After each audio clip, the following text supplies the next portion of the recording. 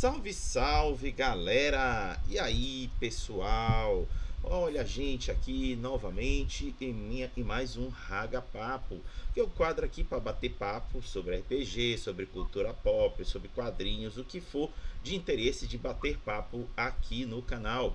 E eis que fui chamado por esse querido Jefferson Neves, que já tive a oportunidade de contar aqui no Giro da Semana RPG, para falar sobre os jogos dele e hoje falar de mais um projeto em que ele está envolvido. Então, se vocês estão assistindo esse vídeo aqui, desejo a vocês bom dia, boa tarde, boa noite, boa madrugada. Vão chegando, encontrando local confortável, seja no chão, na cadeira, na poltrona, no sofá, na parede, no teto.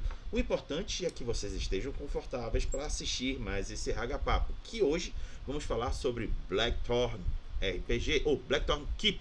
E não necessariamente só RPG, também videogame. Tá tudo junto e misturado. Mas calma que daqui a pouco a gente vai entender um pouco mais. Antes de mais nada, deixa as pessoas convidadas estarem aqui comigo, se apresentando, dizendo quem são elas na fila do pão dos jogos aqui no Brasil. A começar pelo queridíssimo Jefferson Neves. Boa noite, bom dia, boa tarde, boa noite aí para quem estiver nos acompanhando.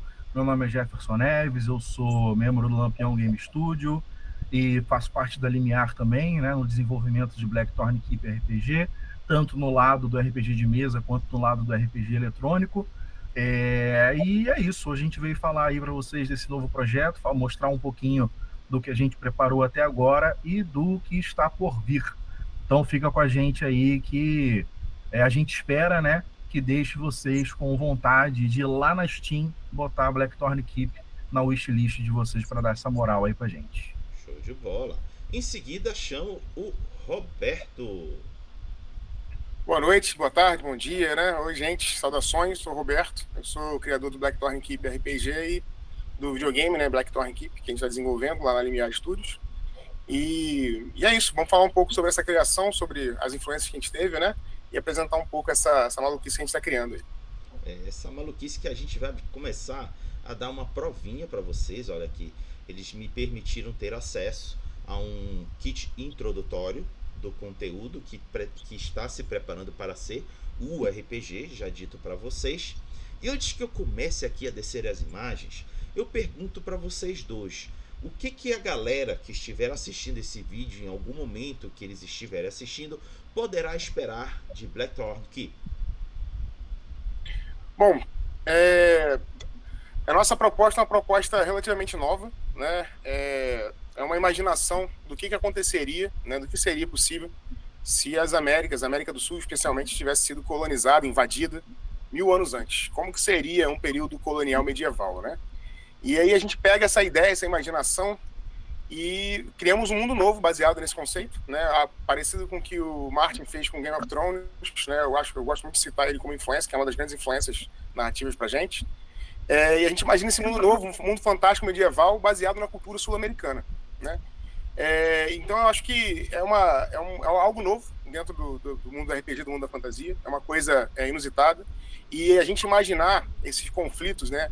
Esse mundo diferente, com os conflitos que são mais comuns da nossa cultura, né? Os conflitos com os povos nativos, a forma como o choque de cultura entre os invasores e os povos nativos das Américas aconteceu num cenário medieval é algo diferente, é algo que traz um frescor para esse gênero de fantasia medieval. Então, na minha opinião, além né, do fato de ter um videogame e tal, as partes mecânicas que eu vou defender, né, porque a gente criou, mas eu acho que o fato da gente estar trazendo uma proposta nova para a fantasia medieval, um grupo de conflitos novos para essa temática é o que eu acho que é mais interessante do ponto de vista de criação e é o que a gente está mais ansioso de compartilhar com a comunidade também. Show. Jefferson, quer fazer alguma contribuição?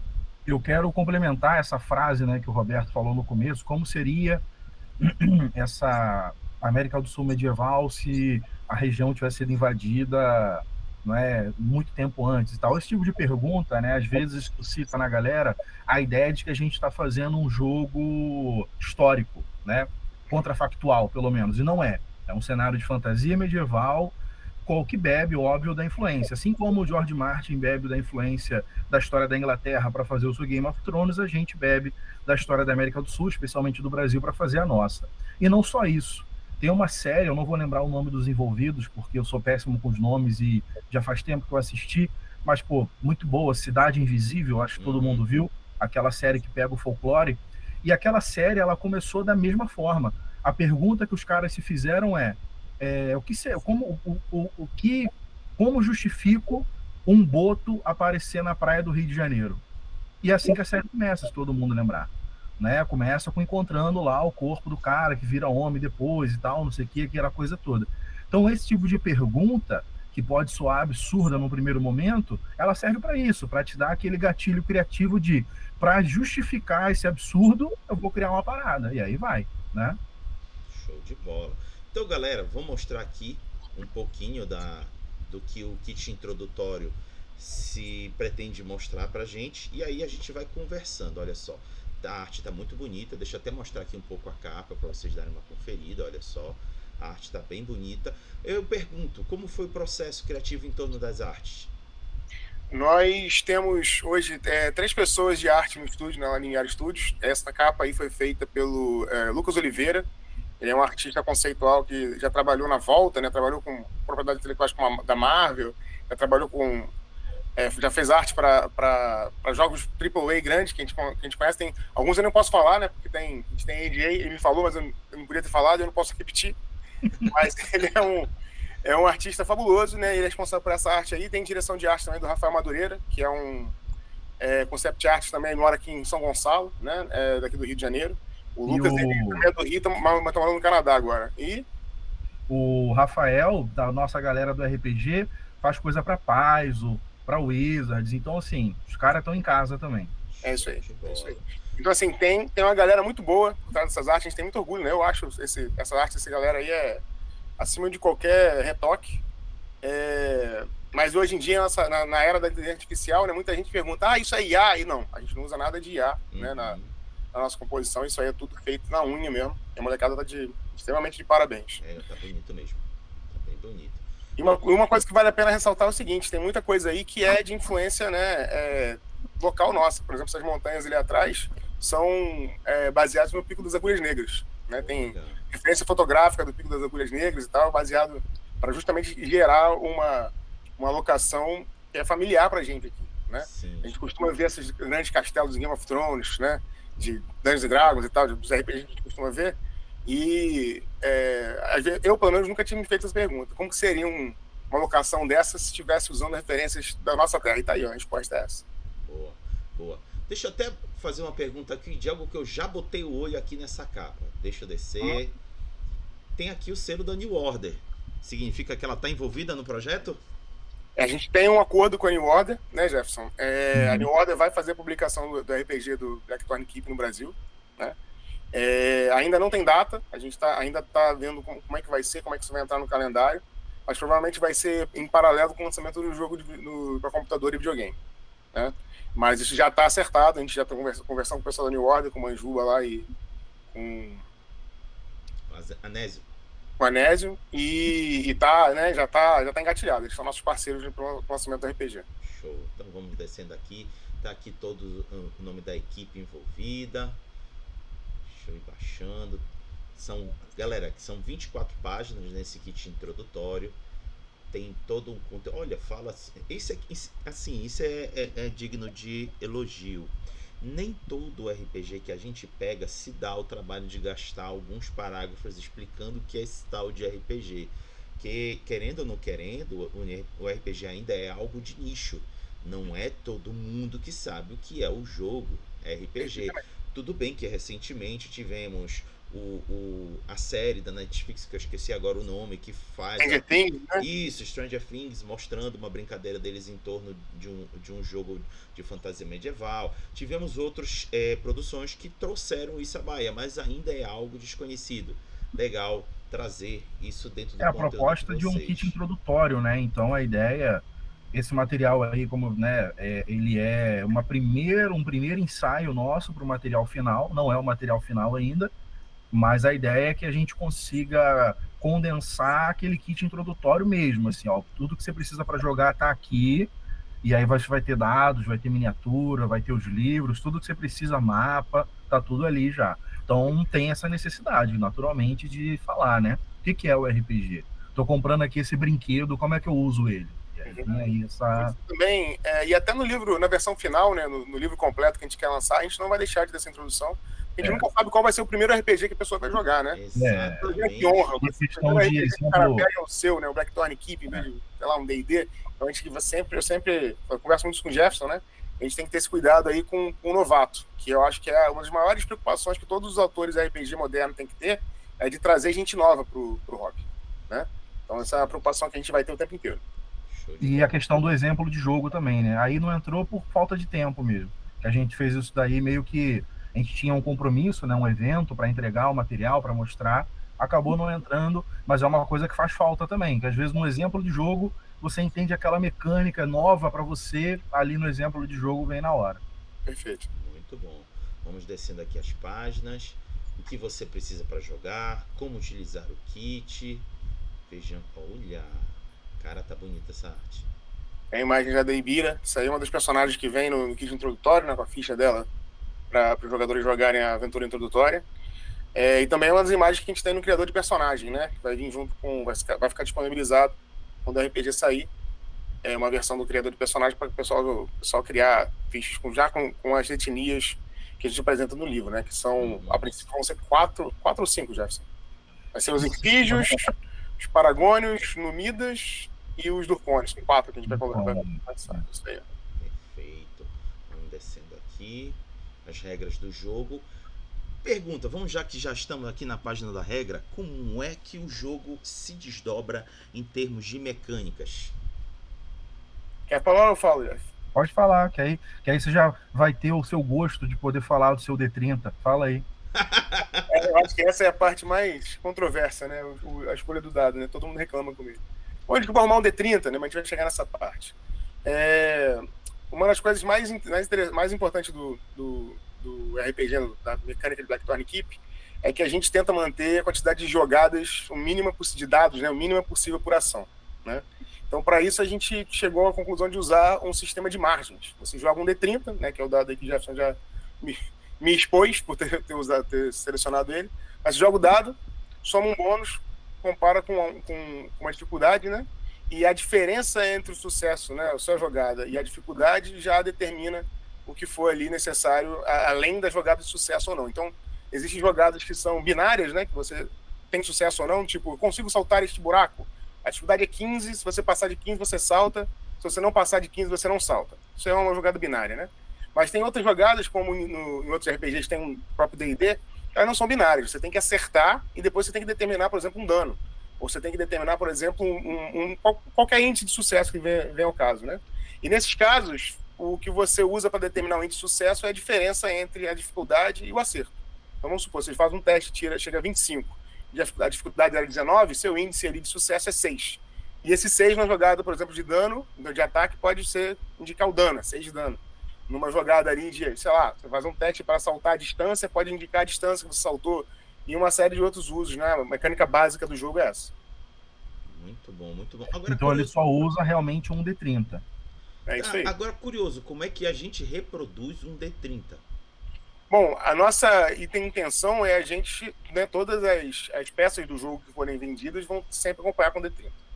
Já tem aí Vai ser uma peça mesmo com 30 faces. Isso aí, é um D30. Pode crer. Olha, eu quero, tá?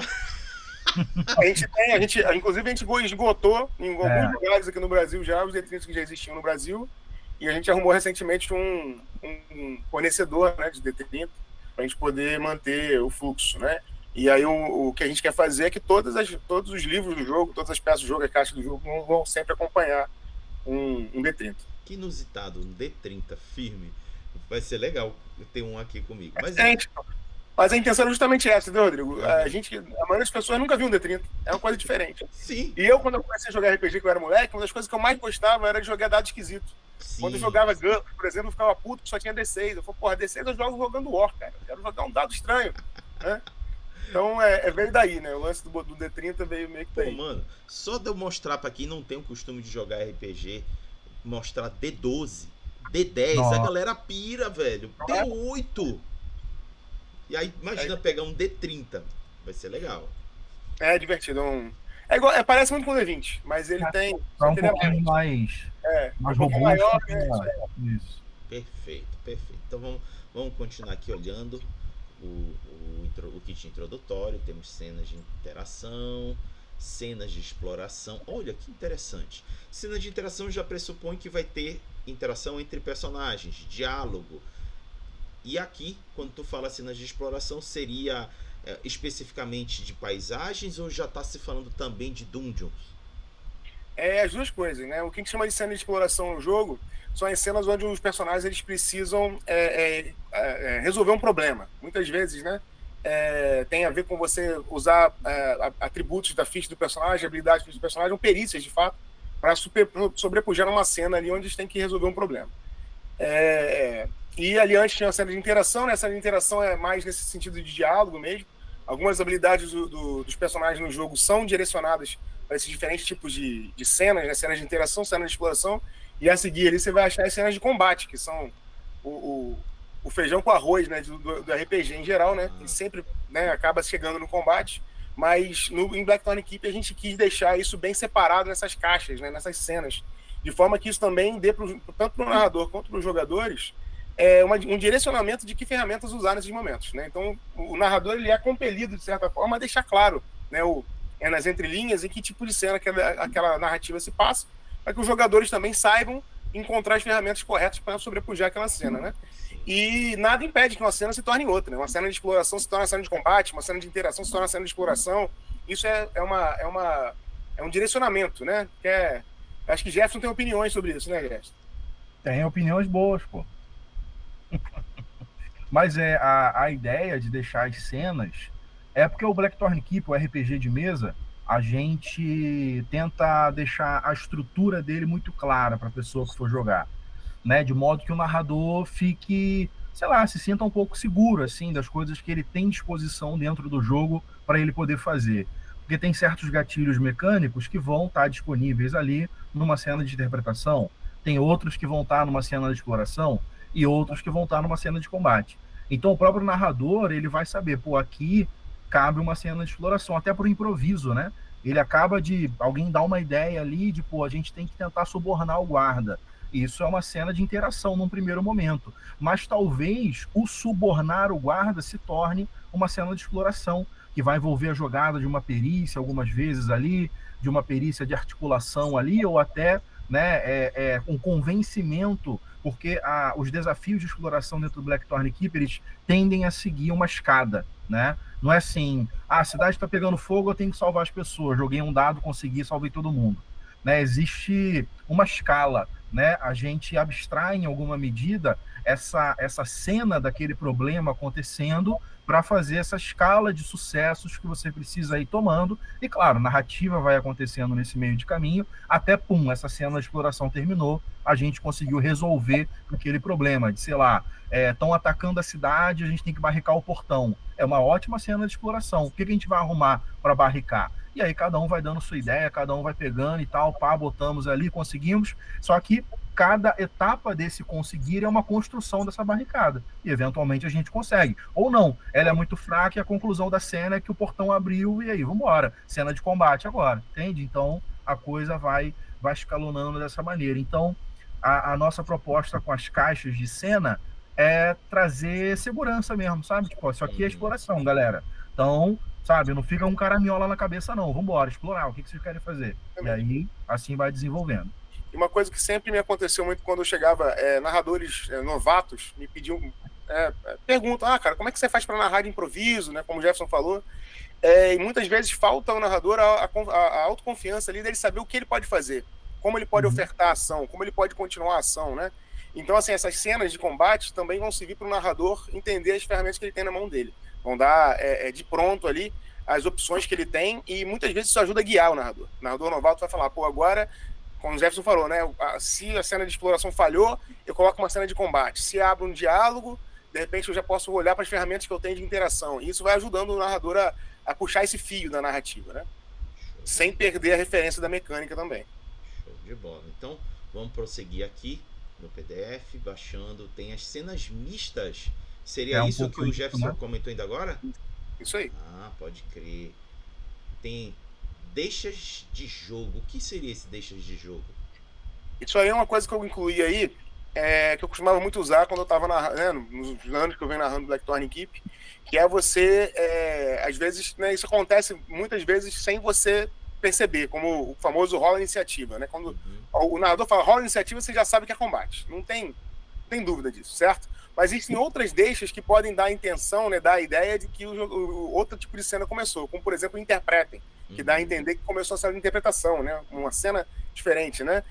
Ou então o que vocês fazem, que é uma cena de exploração. Então, ao longo do jogo, o narrador ele pode desenvolver junto com a mesa dele, esses são apenas exemplos, né, apenas sugestões, mas deixar já alguns gatilhos para que os jogadores entendam em que tipo de cena eles estão, né? E isso aí faz com que a passagem de uma cena para a próxima seja de forma quase imperceptível, que é a ideia, né? Você não sair de dentro da narrativa ali, né? E você manter o seu grupo no fluxo durante o jogo, mesmo que vocês estejam passando de uma cena para outra de forma diferente, uma cena diferente, né? Perfeito.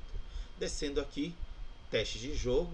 Olha aqui o D30, mais o bônus e menos as penalidades, e tem o resultado. Tu tens alguma hierarquia de dificuldades para que a galera possa usar como referência? Por exemplo, não tem nada a ver, mas eu vou usar o exemplo da hierarquia que eu estou mencionando.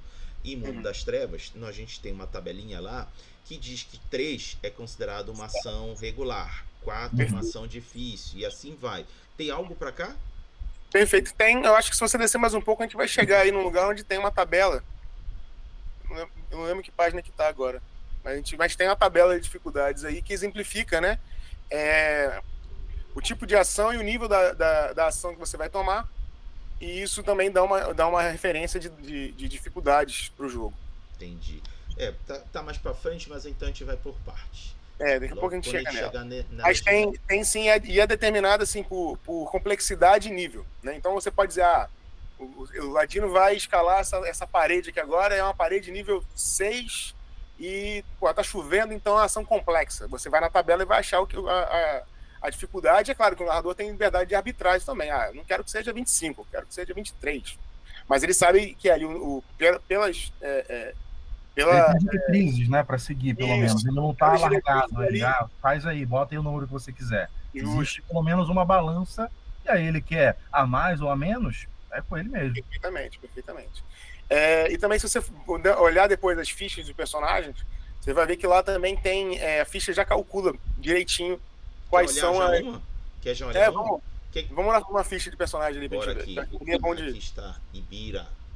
Isso. Se você for ali na parte de combate, né? Aí tem nome, né? É como se fosse a classe, né? Mas a gente chama de... Meu Deus, como que a gente fala isso? O arquétipo do personagem, né? O nível. E também algumas variáveis aí que determinam a quantidade de pontos que você tem no personagem e os modificadores que o personagem vai ter na sua criação, né? Ali tem a idade, terra natal, né? A ascendência e uma estrela, né? Todo personagem principal, né, jogador, tem uma de 30 estrelas que a gente apresenta no livro completo, né? Não entrou no kit introdutório as estrelas, mas na versão final a gente vai explicar melhor como é que elas funcionam, porque os povos da Paragônia, né, os povos do mundo de Blackthorn Keep, eles têm uma conexão muito próxima com as estrelas, né, como se fossem as nossas constelações, né? E isso altera o personagem em alguns pontos, né? Pode dar bônus, pode mudar atributo, mudar perícias. E é uma coisa que a gente né, eu e o Jefferson discute muito. De princípio, o Jefferson falou, tem que tomar cuidado, porque senão pode tornar, assim, aquela build inefável, né? Você não pode fazer um personagem com arco que não seja da estrela tal, senão você está em desvantagem. Então a gente toma muito cuidado dentro da mecânica para não permitir esse tipo de vício dentro do... E outra coisa importante, se você gosta de horóscopo, Blackthorn Keep é seu jogo, que aí as estrelas fazem sentido. Perfeito. Mas vamos olhar aqui embaixo ali. Desce mais um pouco, Rodrigão. essa parte aí que tem aí a defesa básica, movimento e tal. Então, toda a parte de mecânica de jogo vai girar em torno dessa coluna aí, né? E, eventualmente, você vai buscar interação dessa coluna com alguma outra habilidade, né? Com uma das cordas, com uma perícia. Mas, por exemplo, num rodada de combate, a sua defesa básica, por exemplo, seria seu CA, como se fosse, né? A diferença é que em Blackthorn Keep, muitas vezes, os personagens têm defesas ativas também. Então, se ele tiver uma defesa ativa naquele turno, e ele for acertado na defesa básica dele, ele pode usar uma ação para se defender de forma ativa. E aí ele faz uma forma dele, né, ter uma segunda chance num ataque que pode de repente ser mudar o destino do combate e tal. E o resto é já tudo calculado na ficha na ficha nessa parte aí. Show de bola. Então, vamos voltar para cá. Então já temos as explicações. Descendo aqui o arquivo, tem todas as explicações de como funciona. Aqui, inclusive, um exemplo. Isso. Tem alguns exemplos ao longo do texto todo, né? Legal, isso ajuda bastante a pessoa a compreender todo o processo da mecânica. Aí aqui, explicação de como funciona o combate, tem a iniciativa. Como é que resolve a iniciativa? A iniciativa ela é um teste de reação e o combate se desenrola na ordem descendente, né, do teste de reação. Na ficha lá, você voltar na ficha, você vai ver que tem um daqueles quadradinhos de combate e é justamente a reação calculada já dos personagens. Onde é? Ali, ó. Aí, ó. Reação 5 a dela.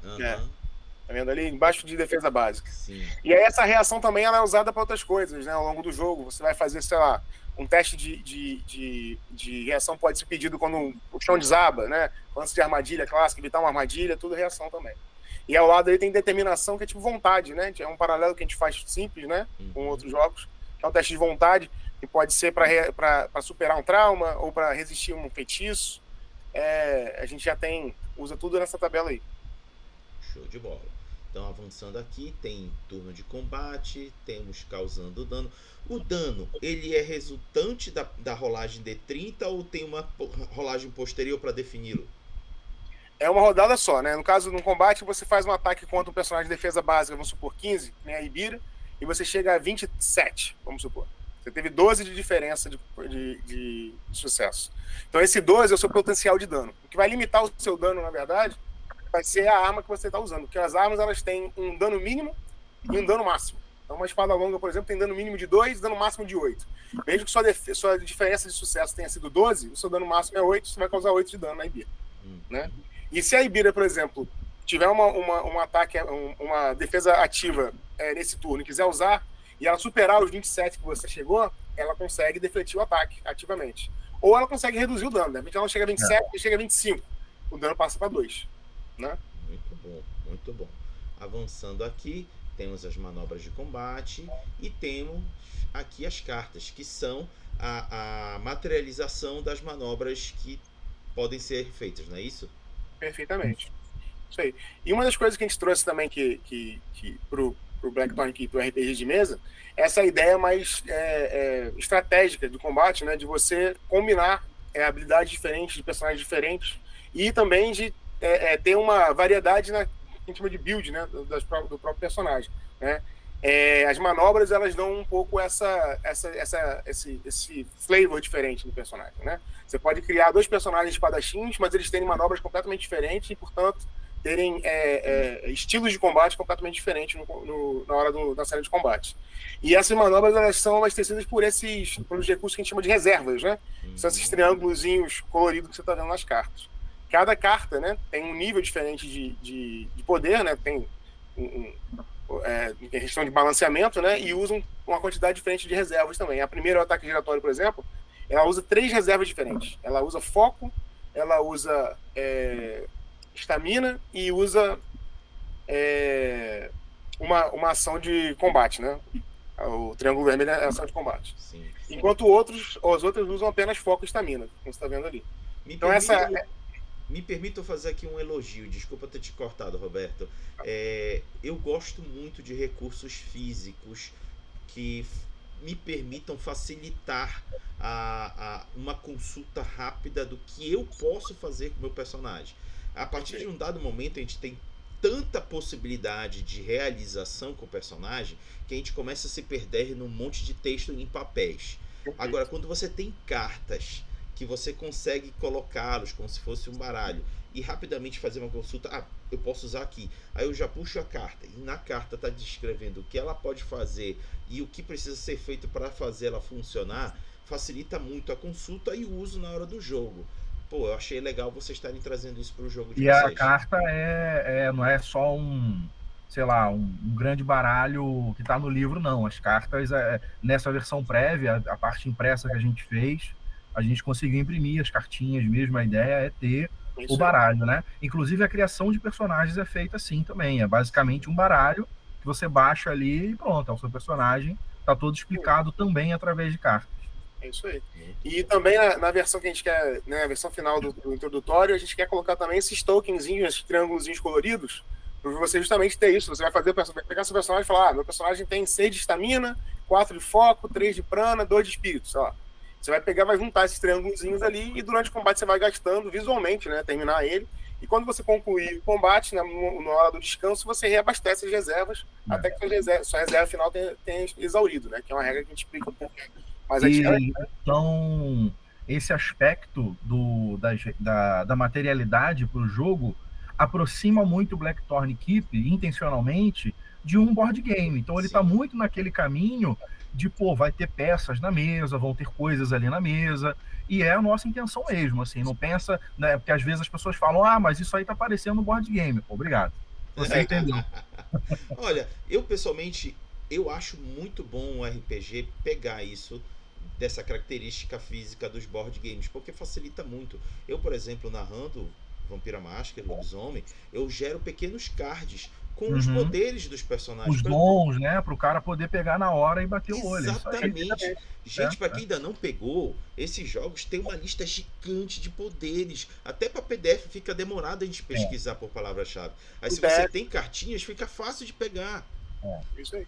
E o nosso criador de personagens também, que a gente está desenvolvendo, né? Ele já vai ter os condão também de criar o personagem e de extrair os personagens já com sua lista de cartas, né? Você poder imprimir, de repente, a lista de cartas ali, recortar, ou então usar no papel mesmo, você checando ali, né? Você faz um checkzinho que você já usou. Ou usar no seu celular, no seu tablet, lá na hora da mesa. Nada impede também. É isso aí. Porque uma coisa que eu acho que adianta muito, né? Uma coisa que é frustrante para os iniciantes, né? Não só para os iniciantes, para a gente que é macaco velho também, é que muitas vezes o combate demora. Né? Quando você não tem esses recursos, o combate demora. Né? E você também não quer apressar o cara que não tem intimidade com o personagem, falando logo, faz qualquer coisa e tal.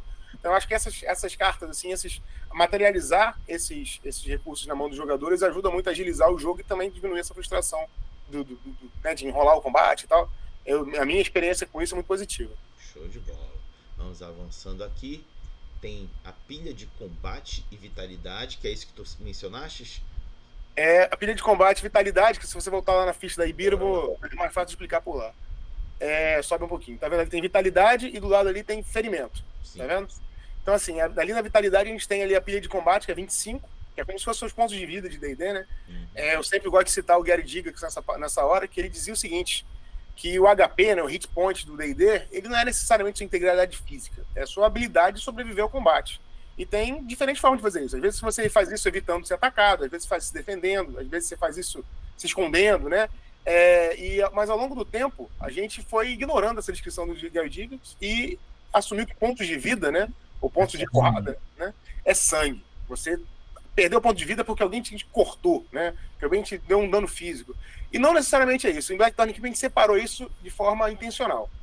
A vitalidade ali nos pontos de combate é a habilidade do jogador de evitar ser ferido. Né? A habilidade do personagem de evitar dano, né? Então, se você toma uma flechada e ela não te dá dano no ferimento, ela te dá dano só na vitalidade, só na pilha de combate, significa que seu personagem se jogou atrás de um barril no último momento, se esquivou, e a capacidade dele de evitar esse dano, esse ferimento mortal, vai deteriorando, vai piorando, até que vai ficando cansado, até que em determinado momento ele vai tomar um dano de verdade, que é o dano que vai pro ferimento, né? A lista que é parecida até com o Vampiro à Máscara, né?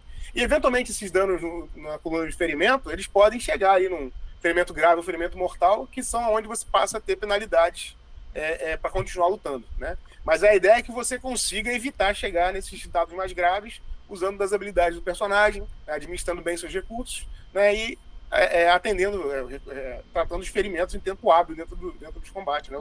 Depois dos combates. Muito bom. Vamos avançar aqui então no conteúdo. Temos então, vejamos, mortalidade, recuperação. No cenário tem reviver morto? Porque em D&D tem. Não dá para dizer que não, né? Mas também não é aquela coisa que é na feira. A magia no cenário de Blackthorn Keep ela é bastante sutil, né?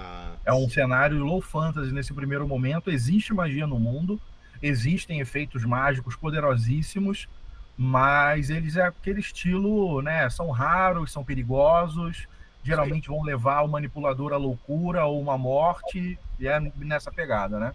É isso aí. Nessa primeira versão que a gente colocou também do RPG ainda não tem as regras de magia, né? Mas existem manipuladores, habilidades de magia para os jogadores, né? Na versão final a gente já vai ter resolvido os nossos impasses, né? Que no RPG se chama cisma, né? Se você for lá na ficha dos personagens, você vai ver que tem uma coluna de cismas lá, que é muito influenciado até por Mago Ascensão, né? Que é uma das nossas influências, Mago Ascensão e o velho Daimon também, né? O RPG lá da Dragão Brasil, que tinha um sistema de magia que era muito influenciado, né? Muito baseado no que a gente conhece de magia de verdade, né? No magia do mundo real, ali, os magos da nossa história, né? E uma coisa que a gente quer trazer para o RPG do Blackthorn Keep é não só essa influência dos magos, né? Do misticismo europeu, né? Que é de onde vem essa ideia da ordem hermética e tal, mas também do misticismo nativo das Américas. Então, está fazendo uma pesquisa sobre isso, então a gente não vai liberar isso até a gente estar bem satisfeito com a forma de representar esses dois polos, né, que é uma das temáticas do jogo, né, esse conflito cultural entre a Europa e a América do Sul. Perfeito. Avançando aqui, vejamos, tem os descansos, tem ações de personagem, arbitrando dificuldades. Olha aí, tu estavas dizendo pra gente procurar. Tá aqui a criança. Fácil é 10, médio 15, isso pro nível 1 e difícil 20. E aí pro nível 5 que beira o 35. Égua, 35 humanos? Isso não é maldade, não? É porque os bônus de personagens acompanham isso. Então isso para um personagem nível 5 vai ser difícil, mas não vai ser impossível. O personagem nível 1 talvez seja bem complicado de chegar. O cara vai ter que tirar. Tem que lembrar também que a gente está no mundo agora do D30, né? Então você consegue tirar 30 no dado. Uhum. Né? É verdade. Então, se você tiver ali um mais 5, você já chega no difícil nível 5. Uhum. Né? Então eu posso pressupor que o máximo de nível que o personagem chega é 5. Não, a gente vai chegar até nível 20. Então, mas só que para esse introdutório é 5. Isso aí, a gente botar até 5 aí. Porque a gente ainda não, por exemplo, nesse kit introdutório, a gente foi muito raso na explicação de como passa de nível, nas evoluções de nível a nível, que é uma coisa que a gente quer explorar bastante também na versão final, né? Mas a ideia é que a gente chegue até nível 20.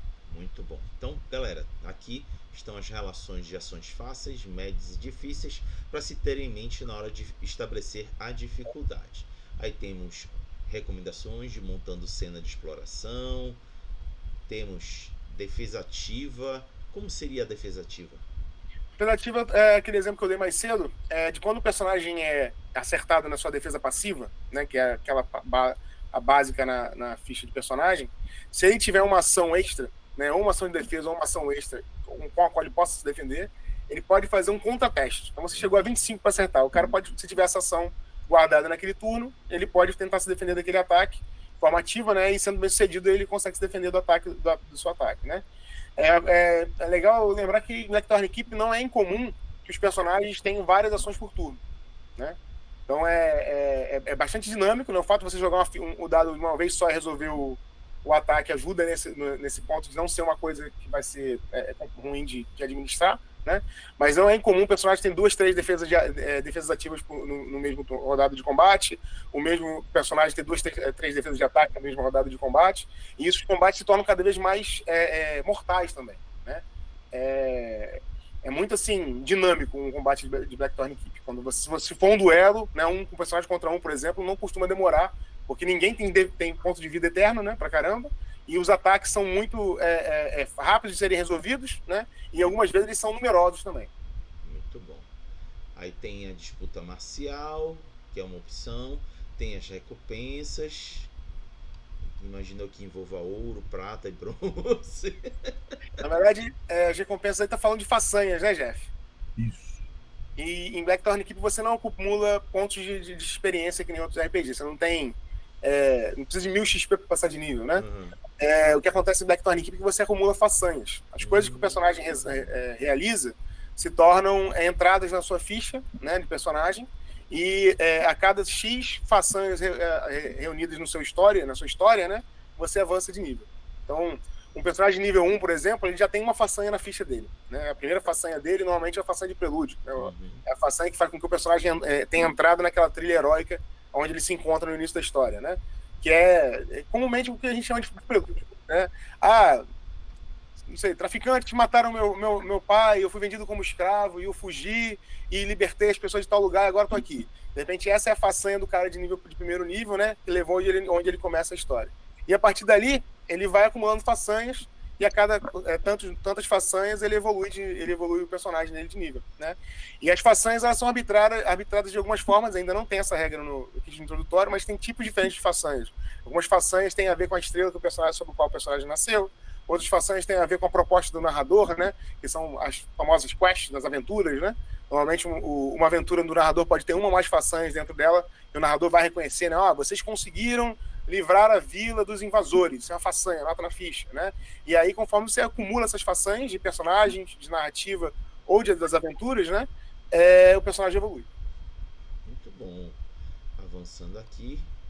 Passando de Só para complementar a questão da façanha, o interessante da façanha é que quando você pega um cara de nível 10, por exemplo, lendo a ficha dele, você sabe a história toda dele.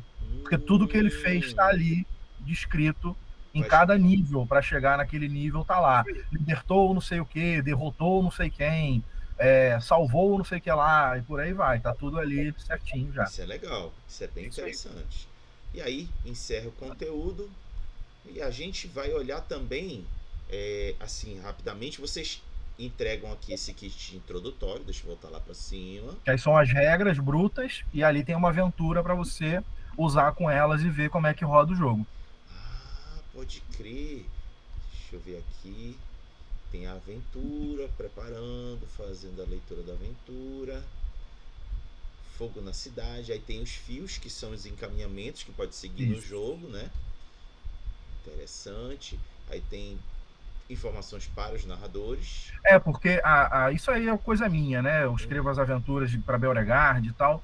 Eu gosto de ser muito claro na aventura já de cara. Eu detesto pegar uma aventura pronta e o cara fazer mistério para mim, que eu tô lendo para narrar.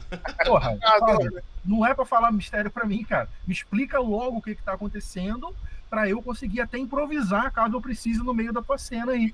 E aí é isso que a gente faz. Para o narrador, o fim importante é leia isso, o resto você consegue se virar. Perfeito. Né? Temos aqui várias informações que você pode ter.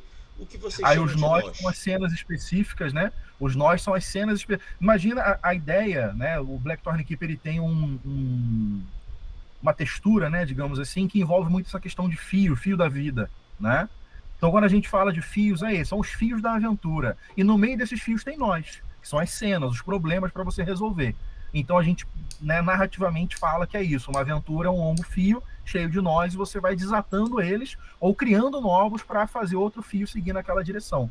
Né? Tanto que o final da aventura, o desfecho dela é o desenlace. É quando você, pronto, agora o fio segue. Acabou, daqui a gente vai. Pô, legal usar essa expressão nó. Faz todo sentido. Aí tem imagens que vocês podem usar como referência, dá até para imprimir e colocar na mesa, né? E aí, olha que interessante, essa imagem é o jogo eletrônico, só a câmera pegando de cima e tirou um print do chão ali do jogo eletrônico, da cena do jogo eletrônico lá. Isso é legal, isso é muito bom. Deixa eu ver, tem aqui mais um. Aí também. Que é o da praça. Beleza, então é todo o conteúdo que vocês podem utilizar para fazer um jogo teste, não é isso?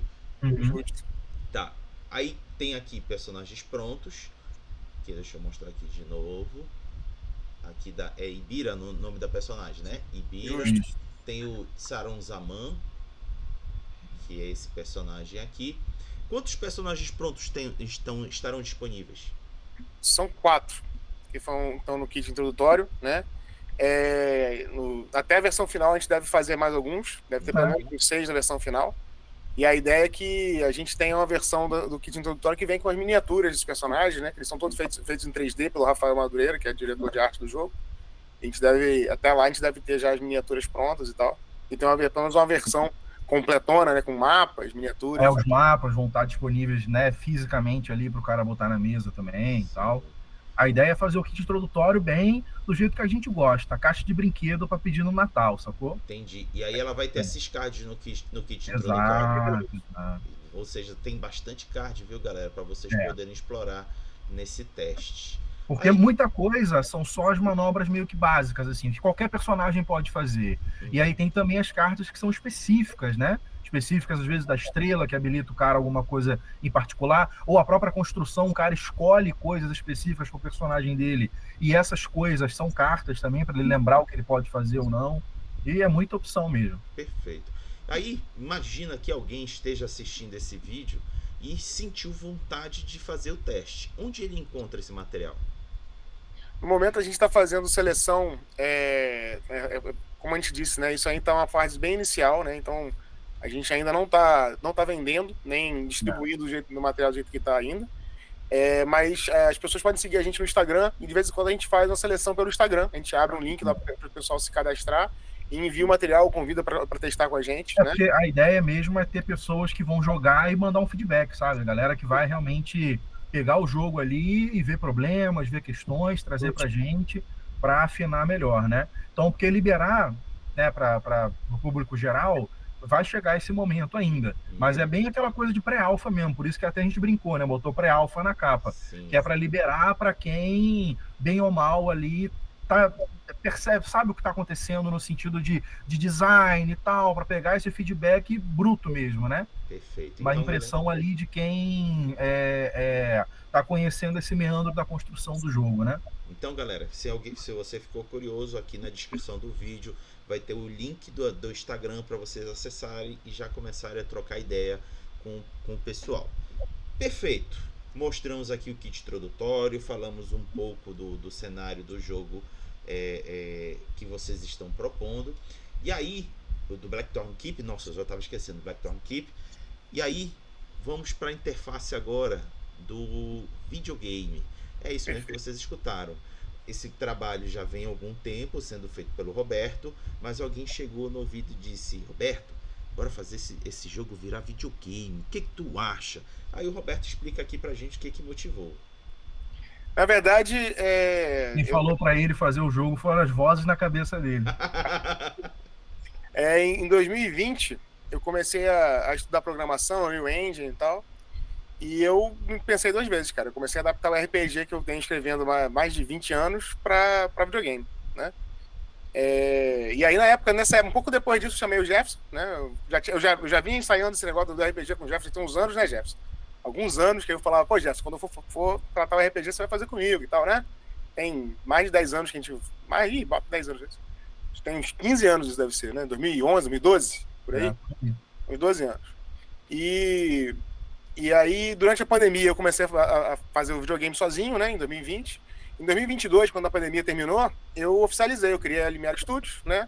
Juntei com uma meia dúzia de amigos que também trabalham com videogames e tal.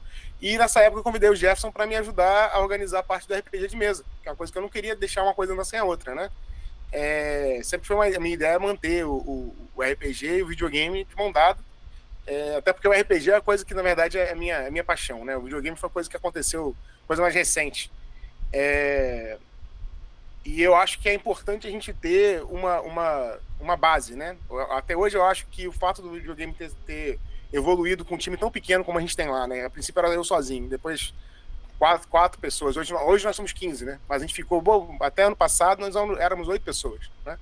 E o único motivo pelo qual a gente conseguiu evoluir com o videogame tão rápido é porque a gente tinha uma base muito sólida com um RPG que a gente já vinha desenvolvendo há muito tempo.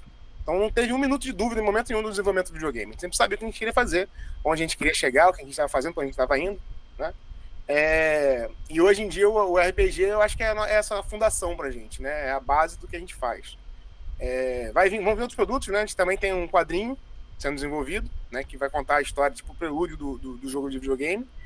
E o videogame ele conta a narrativa de um lugar que é um lugar muito especial, muito importante, né? No mundo de Blackthorn Keep, por isso que o nome do RPG é Blackthorn Keep, né? que é o Castelo dos Blackthorn, que é um exemplo ali dos conflitos que a gente explora pelo resto do cenário inteiro, né? E aí, esqueci de botar aqui na tela para a galera poder acompanhar. Vocês estão vendo aí na tela é a página do jogo pela Limiar Studios, que vocês podem dar uma conferida depois. Vou colocar aqui na descrição do vídeo para vocês darem uma olhada, darem uma consultada. E sim, tem também página no Steam, para depois vocês fazerem. O que tem disponível no Steam para a galera poder acompanhar? Por enquanto, você pode colocar o jogo na wishlist, né? A gente também tem muito material no nosso Instagram, que é onde a gente posta vídeos do desenvolvimento do jogo, né? E faz a gente sorteia brindes lá, quando a gente tem evento, a gente convida as pessoas por lá também. E em breve, né, até final do ano, a gente deve ter uma demo e vamos lançar um crowdfunding também, né? Estamos organizando um crowdfunding para início do ano que vem. Muito bom. Bom, eu acho que a gente pode mostrar aqueles vídeos para a galera, não acha? Com certeza. Então bora, deixa eu botar aqui. Botar em termos de janela para ficar facilitando a troca. Perfeito. Vamos a esse aqui primeiro, para o pessoal poder acompanhar. Deixa eu tirar aqui na tela e vai.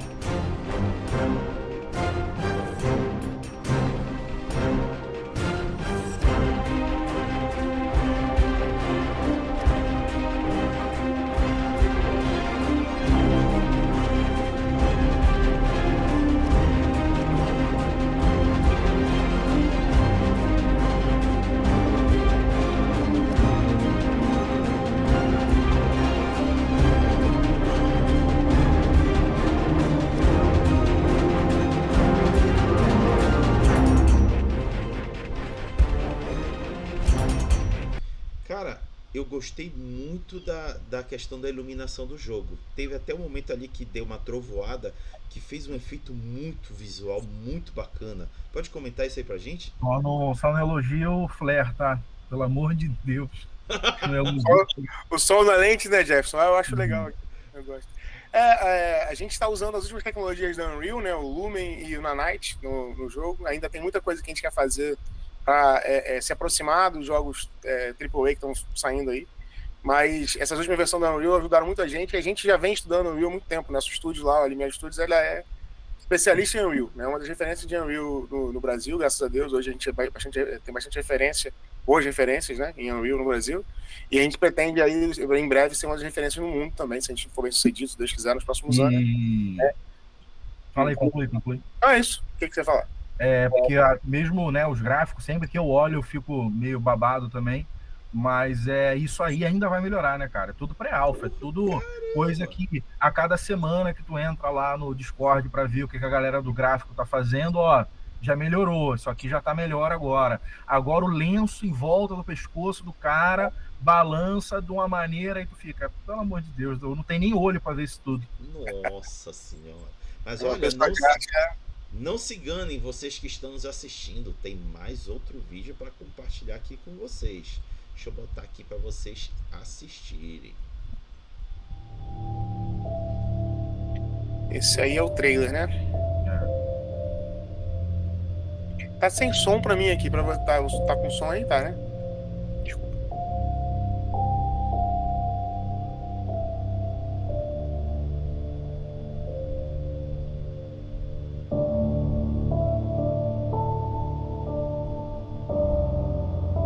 Caramba, isso tá muito bonito, caramba.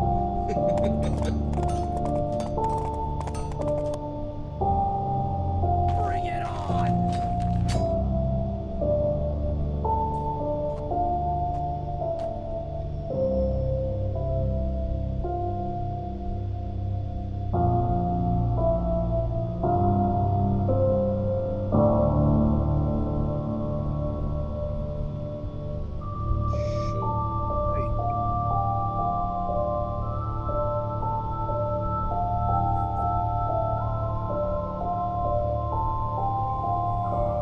Isso aí. Isso aí. Cara, tá top. Então vai ficar melhor, Deus quiser. É uma coisa que o pessoal que vê, né, o trailer ou joga a nossa demo agora percebe, né, e provavelmente aí o nosso público também vai perceber, são, né, a gente fala muito sobre isso, fantasia medieval brasileira, cadê isso no jogo? Nesse primeiro momento, tá bem impresso na arquitetura, né, você vê as casas, naquele estilo colonial, né, que é a nossa ideia realmente de você tá jogando o jogo ali, pra gente que é daqui pensar, pô, parece aquela viagem que eu fiz para Ouro Preto, sabe? Tô lembrando de quando eu fui em Paraty, sabe? Aquelas coisas assim, né? Que causa essa familiaridade pra gente, né? Mas não só isso, a gente já falou de referências geográficas também, né? Com marcos geográficos famosos do Brasil sendo representados dentro do jogo também. Então, esse elemento visual, né, de quando você estiver jogando o jogo perceber essas similaridades com o Brasil, é um dos fatores da gente chamar o jogo de uma fantasia medieval brasileira. Mas não só isso. A gente também vai trazer, né, porque quando a gente pensa nessa abordagem, né, um tanto quanto decolonial, vamos dizer assim, da fantasia medieval, a gente não quer se privar a gente não quer se privar dos problemas que o Brasil tem. A gente não quer contar uma história fantasiosa que, honestamente, fazer uma fantasia medieval brasileira ignorando tudo que foi o nosso problema com a colonização, etc, etc, eu não sei, né? Eu acho que seria outro jogo, né? A questão é outro jogo, seria outra coisa. Então, essa abordagem que a gente quer trazer vai envolver questões de territorialidade indígena, né? Que a gente fala ali, Blackthorn Keep, é esse forte, é esse lugar, né? Essa fortaleza que está num limite de território onde existem disputas desse território. Quem está disputando esse território? Quem vivia lá antes. Como é que o nosso protagonista interage com isso, né? Porque causa também uma certa estranheza das pessoas, que a gente fala, não, o nosso jogo tem essa abordagem um pouco mais representativa dos povos originários, né? A gente aborda também, nesse primeiro jogo, de maneira bem leve, isso vai ser aprofundado depois, da diáspora africana, né? Do sequestro de pessoas lá da África para se tornarem escravizados aqui no Brasil. Tudo isso a gente vai abordar, tudo isso a gente mexe, porque acho que seria injusto fazer essa fantasia medieval brasileira e simplesmente ignorar que essas coisas aconteceram, que é tudo, sabe, perfeito, maravilhoso, olha que linda a nossa fantasia. Então esses elementos estarão lá também, né? Estarão presentes, e eu ia falar alguma outra coisa, eu me perdi no meio do caminho. Acho que é importante falar também sobre o termo decolonial, né? Uhum. A gente se rotula, muitas vezes, né, fantasia medieval decolonial. E existe uma discussão, né, sobre o termo decolonial e o termo contracolonial, né, e outras variáveis dessas filosofias. Anticolonial, Anticolonial. Isso é um terreno muito fértil hoje em dia de debate, né? Então não está resolvido de fato, assim, né? Mas segue aí. Mas o que a gente costuma ouvir muitas vezes são críticas falando, não é decolonial, porque você está mostrando aí um personagem branco batendo... Né? Lembrei que nós falaram, é isso. Um personagem branco lutando contra personagens indígenas, nativos, parecem nativos e tal. E a nossa pegada decolonial é justamente para a gente mostrar o que está de errado nisso. Você não tem como falar, como criticar o colonialismo, se a gente não mostrar o que aconteceu no colonialismo, né? Não tem como a gente fazer um jogo decolonial necessariamente sem mostrar o impacto que a colonização teve nos povos originários. Então, isso é um dos temas do jogo, né? Nós vamos mostrar justamente isso. Então, é uma das questões do jogo, é uma das questões dos personagens centrais do jogo, né? Então, é uma coisa que a gente está lidando de forma muito delicada. Inclusive, é um dos motivos pelo qual a gente tem pouca coisa sobre os povos originários no jogo ainda, né? As poucas coisas que nós temos ali, né? A gente não pode dar spoiler ainda, né? Mas a gente ainda não mostrou os povos originários do Paragônios nos trailers ainda, porque a pesquisa disso ainda não está pronta, né? O Arede, que é a pessoa que está fazendo pesquisa sobre os povos nativos sul-americanos e brasileiros, né? Especialmente brasileiros, ele ainda está, a pesquisa ainda está em progresso, né? A gente ainda não concluiu de reunir todas as informações que a gente precisa, e os personagens e os assets em 3D que a gente precisa para colocar no jogo ainda não estão concluídos. Então, assim, essas primeiras imagens ainda estão tem muito pouca coisa do que a gente quer mostrar de fato. O que você vai falar, Jair? Não, é isso. E aí a gente tem esse protagonista. O primeiro jogo, né? É a história desse cara, o Atos Blackthorne, que é o senhor desse castelo Blackthorne. E esse é o cara que está nesse meio, nessa disputa de território. Ele representando o Império, ele representando a galera que chegou ali e dominou. E num primeiro momento sendo hostil com a galera que está morando lá já. E essa lenta desconstrução, digamos assim, do cara percebendo que, pô, esses caras não estão errados, o que está acontecendo? Peraí, deixa eu ver. Então, muitas vezes, quando. Né, e assim, eu entendo, né, as pessoas ficarem um pouco assim, pô, mas o protagonista é um cara branco e tal. Tudo bem, sinta a raiva dele mesmo, é para isso que ele está lá.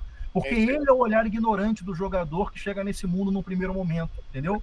Ele é o ignorante que está olhando para esse mundo sem entender direito como as dinâmicas dele funcionam. E ao longo do jogo, a gente espera que você, assim como personagem, se torne uma pessoa melhor, né? É isso aí. Perfeito. Bom, tem um terceiro vídeo aqui que também trouxemos para vocês darem uma conferida. Vamos dar aqui o play para vocês. Aí é um por trás das cenas aí. Isso aí. A construção da coisa. Isso aí é um vezes 200 eu fazendo o cenário lá. Isso aí fui eu que filmei, eu fazendo isso aí. Mas tem muita gente que participou dessa construção que não tá nesse vídeo, né? Tem o Rafinha, né? O Rafael Crio, que foi o cara que fez as peças modulares que eu uso para fazer a escada nesse vídeo. Tem também o Rafael Madureira e o Lucas, que foram os caras que fizeram os conceitos, né? Nos quais eu me basei para fazer essa animação em 3D, porque sem conceito você não consegue fazer nada, você fica perdido, não sabe pra onde vai, né? É muito importante você ter uma visão aí do artista 2D antes de você entrar no 3D para poder desenvolver 3D.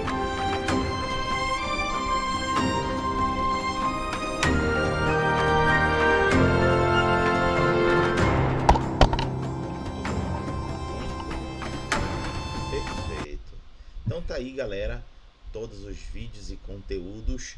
A gente vai meio que se encaminhando agora para o final de nosso Raga Papo sobre o Blackthorn Keep. E aí eu vou dar aqui oportunidade tanto para o Jefferson quanto para o Roberto dar aquelas considerações finais sobre esse projeto, o que a galera pode esperar e o período que a galera poderá esperar alguma coisa ou outra desse projeto que está sendo desenvolvido. E aí eu vou convocar primeiro o Jefferson para essa fala final. Bom, primeiro de tudo, muito obrigado, cara, por mais uma vez aí ceder o espaço pra gente falar de joguinho, que é o que a gente gosta, né, cara, que é sempre bom. E tá num projeto novo é sempre animador também pra gente, né, cara, de poder estar até desenvolvendo coisas que, ainda que eu esteja mexendo no Blackthorn Keep bem na raiz, é interessante pra mim porque o Roberto já tem toda uma bagagem do jogo, então eu tô criando, mas eu crio com, sabe, tem uma espinha dorsal pra seguir.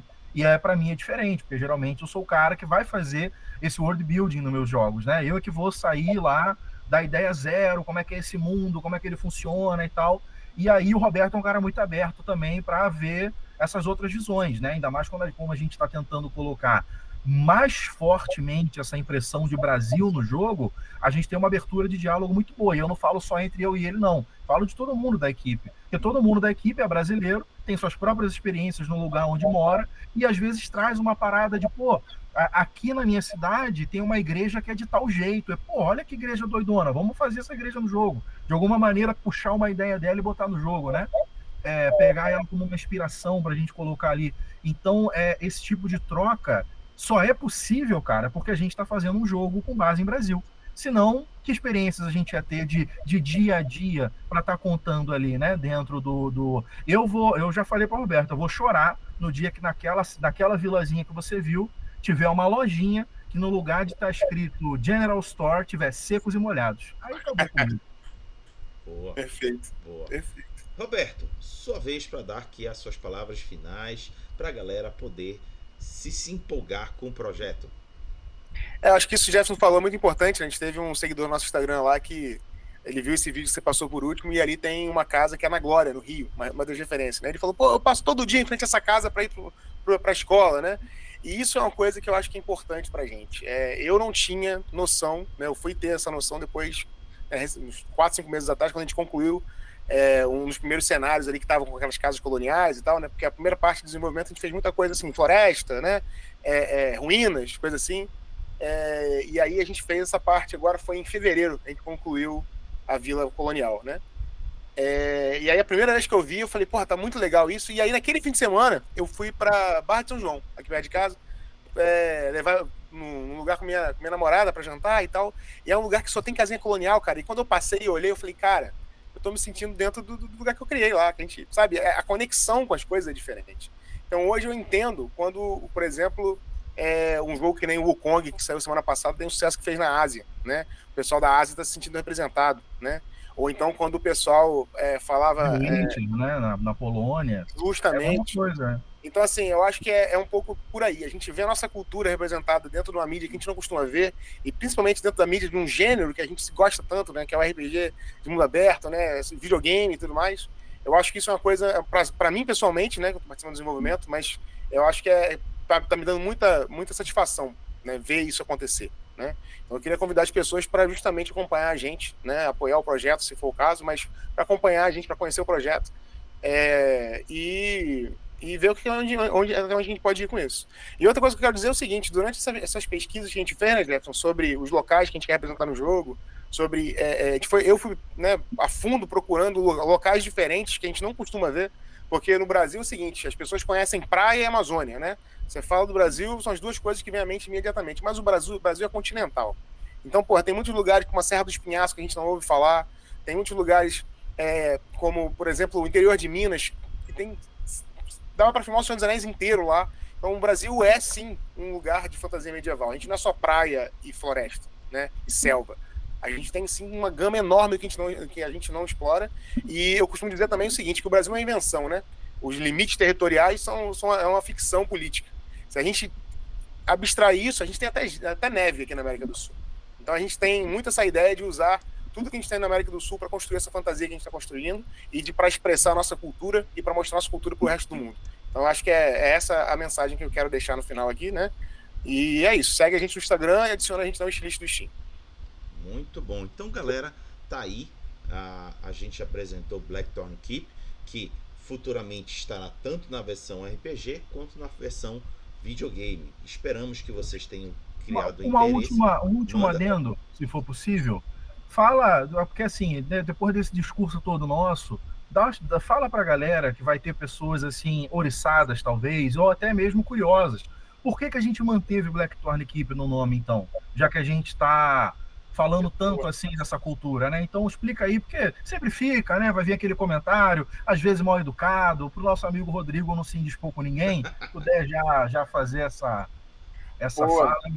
É outra questão que aparece muito no Instagram, né? E a gente tem explicado o seguinte: da mesma forma que The Witcher, o nome internacional do The Witcher não é Wiedźmin, que é o... eu não sei como é que fala, né? Mas é o The Witcher em polonês.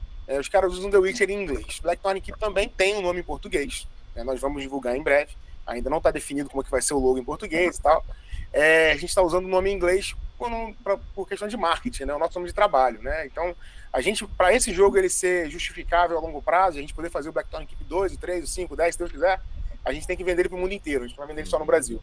Então a gente vai fazer o marketing dele todo em inglês, ele vai ser todo gravado em português e inglês desde o princípio, ele é pensado desde o princípio como um produto em duas línguas, né? Português e inglês. Eventualmente vão ter outras línguas, se Deus quiser. Mas a resposta para essa pergunta é essa. É Blackthorn Keep porque é um produto internacional, a gente tem que levar ele para o mundo inteiro e é justamente para mostrar a nossa cultura para o mundo inteiro, não só para o brasileiro, né? A gente precisa do apoio da comunidade brasileira para isso, mas a gente quer levar o Blackthorn Keep para o mundo inteiro e é por isso que ele tem um nome em inglês por enquanto. Mas a versão final dele vai ter uma versão final que vai ser toda, um texto todo em português. E, estamos com os dubladores aí, meu irmão, que você nem acredita. Eu mesmo, quando o Roberto falou, fulano vai gravar tal pra gente, eu não acredito, não tem como, não é possível isso, não tem como. Esses caras não sabem que pessoas normais existem, não tem como esses malucos chegar na gente assim. Boa. Então tá aí, todo o recado dado, fiquem cientes, acompanhem as redes sociais. Todos os links que a gente citou e que mostrou aqui vai estar aqui na descrição do vídeo, só clicar e acompanhar. E para dar por encerrado aqui o nosso Raga Papo, eu vou pedir para o Jefferson e o Roberto para que junto comigo possamos dizer tchau, Lilica. Tchau, Lilica. Tchau, Lilica. Tchau, Lilica. Isso.